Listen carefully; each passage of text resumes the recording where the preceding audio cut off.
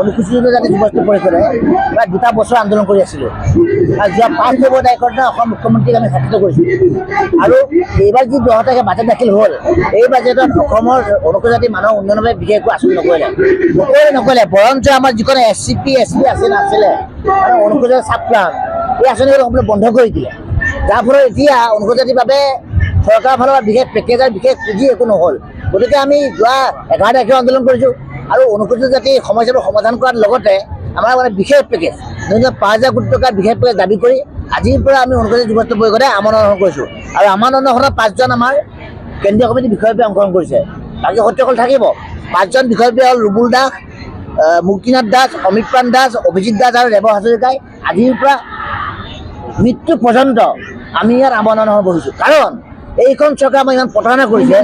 সংবিধানে আমাক অধিকাৰ দিছে সংবিধানে প্ৰাপ্য দিছে কিন্তু চৰকাৰখনে বৈষম্য কৰিছে গতিকে হিমন্ত বিশ্ব শৰ্মাই প্ৰতাৰক আৰু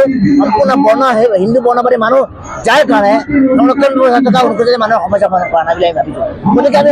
এতিয়া মৃত্যু বাহিৰ আমাৰ একো নাই আমি প্ৰবঞ্চনা প্ৰতাৰণা নোহোৱাকৈ আমি মৃত্যু বিচাৰিছোঁ গতিকে এই মৃত্যুৰ বাবে আমি এতিয়া সাজু হৈ পৰিছোঁ আৰু চলাৰ পৰা আমি আমৰণ হ'ব যিকোনো খবৰৰ বাবে যোগাযোগ কৰক 7099017330 লগতে 7099017110 নম্বৰত।